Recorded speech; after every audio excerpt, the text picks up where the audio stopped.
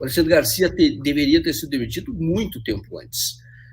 Ele fazia a defesa do tratamento precoce, enquanto aqui na CNN no Brasil era remunerado para isso, enquanto a CNN internacional ela chegou a cortar o microfone de um assessor do Trump quando esse assessor começou a defender o tratamento precoce ao vivo.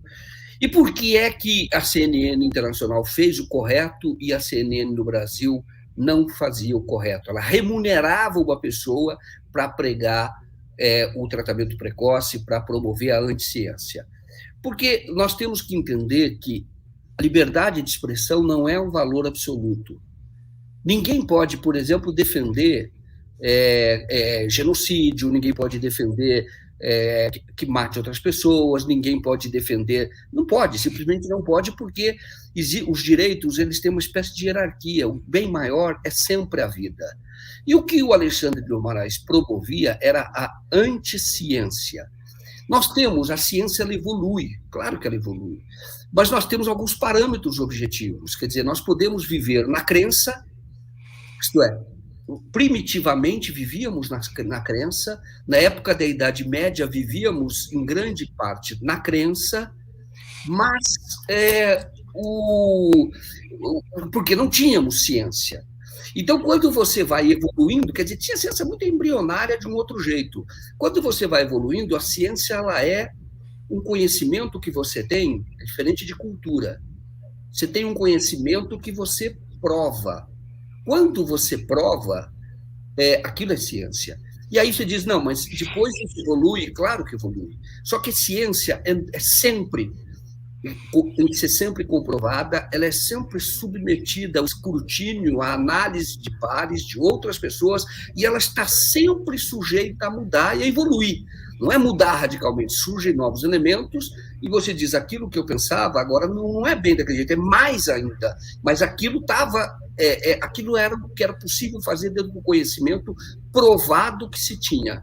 Então, o que o Alexandre Garcia fazia? Ele promovia uma mentira, essa é a verdade. A gente, mas isso não tem problema nenhum, porque ivermectina mal não vai fazer. Ele tomava, ele falava muito da ivermectina, que é ali o dono é do Goiás, do estado vizinho dele.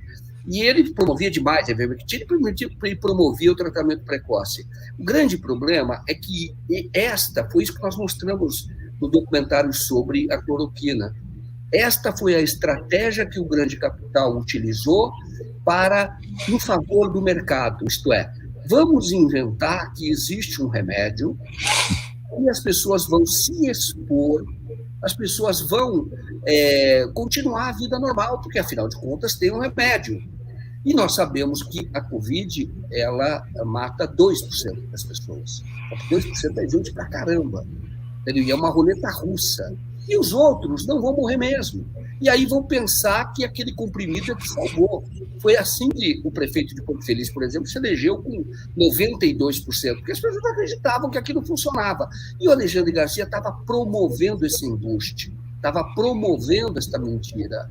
E isso não pode ser admitido num veículo de comunicação sério.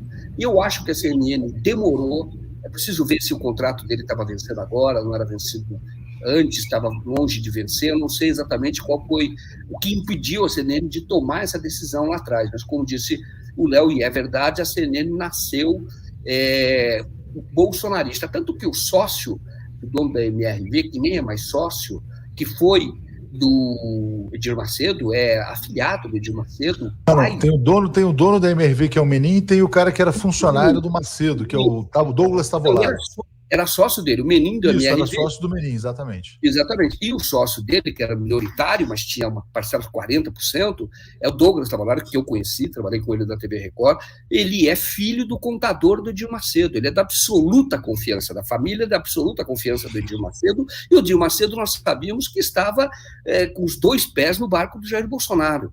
E ali tinha essa linha que era mais à direita. Houve o Douglas Tavolaro saiu, está nos Estados Unidos. Alguns falam que ele estaria negociando a vinda da Fox News, que lá nos Estados Unidos é mais à direita, já é lá mesmo mais à direita, ao contrário da CNN, que viria para cá. Mas o que eu quero dizer é que a CNN demorou, a CNN fez essa mudança de linha editorial, e eu acho que é bom para o Brasil.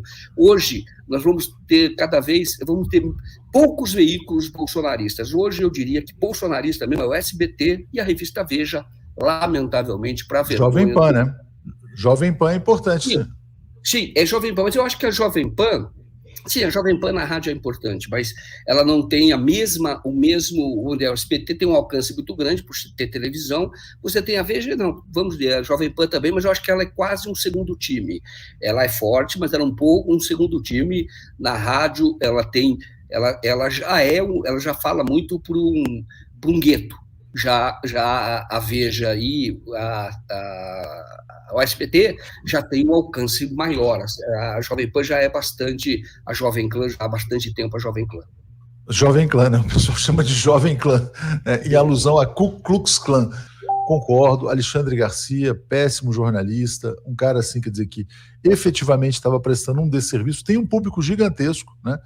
Também não podemos negar isso, ele tem um público muito grande, tem até um tweet que eu vou mostrar dele aqui, e, enfim, se prestou à desinformação em relação à Covid. Mas quando você coloca assim, olha, negar a ciência não é liberdade de expressão, é manifestação do obscurantismo em prejuízo da vida, e liberdade de expressão não é um valor absoluto, eu acho que tem um risco. Por quê? Porque a ciência, ela é a verdade estabelecida num determinado momento, diante das evidências recolhidas até então, né? A ciência também evolui. Então, se a gente congela qualquer tipo de contestação, né, diante do que se convencionou chamar de ciência, eu acho que isso abre espaço para arbitrariedades. Eu acho que é uma discussão filosófica aqui, né? E acho que tem que ter um certo cuidado com transferir poder demais. Não digo nem a CNN, né? No caso, a CNN é uma empresa privada, mas, sobretudo, as plataformas, né, para definir o que pode e o que não pode ser divulgado, né? E tanto que o Alexandre Garcia está anunciando no Twitter agora que ele vai ficar no YouTube, que o canal dele, ele poderá ser encontrado no YouTube todos os dias e vai fazer os programas dele por ali, mas não vai ter agora uma emissora para multiplicar o seu alcance, né? O Carlos Gauleta está dizendo, a CNN sabe muito bem quem é o Alexandre, assim como o Caio Coppola. Ela usava para criar audiência, mas agora está com medo da CPI. Pode ser por aí. Eu acho que faz sentido, porque essa CPI está avançando, e eu vou trazer uma notícia agora, não sei se você viu, ontem o Jornal Nacional divulgou com bastante espaço que o Rubens Menin, não, desculpa, o Luciano Hang, o dono da Havan, patrocinou o blog lá do Alan dos Santos também para disseminar desinformação sobre a Covid. E o Renan Calheiros falou, olha, aguardem que tem muito mais pela frente. A CPI da Covid também tem, embora tenha a CPI das fake news e a CPI da Covid tem um capítulo sobre fake news, porque as fake news foram usadas para estimular a desinformação com um objetivo econômico, que era abrir a economia e tal, e o resultado é esse que a gente já viu aí, 600 mil mortes. Então, eu queria trazer esse tema, até porque é o tema do próximo documentário também, Joaquim. Muita desinformação, olha como é que as coisas se conectam, né? Você fez um documentário sobre fakeada, um documentário sobre cloroquina, e agora a gente vai ter as fake news. Mas tem um capítulo da CPI da Covid que são as fake news que promoveram desinformação que levou às mortes no caso da pandemia, né? Então eu te passo para falar a respeito disso e já abro aqui a notícia sobre o anúncio feito pelo Renan nas redes também. Tá certo. Não, a única coisa de falar a respeito da ciência é que eu acho que a ciência se combate com ciência. E, no caso, a pessoa pode apresentar uma outra tese, não tem problema nenhum. O problema é que nós estamos numa pandemia. E aí, isto acarreta o risco de morte. Coloca em risco, por isso que eu digo, você não pode dar espaço ao obscurantismo, neste caso, em detrimento da vida. Foi nesse sentido que eu falei, e eu acho que a ciência se combate com ciência. Eu concordo com você. Concordo, tanto que assim, quer dizer, você tem que ter, para você sustentar um argumento, você tem que ter um estudo científico sólido, né? Não pode ser o estudo que nem era estudo lá da Prevent Senior, por exemplo. Então, eles promoveram desinformação, de fato, com consequências danosas. Mas eu fico pensando assim, né? É na extrapolação deste argumento para outros assuntos.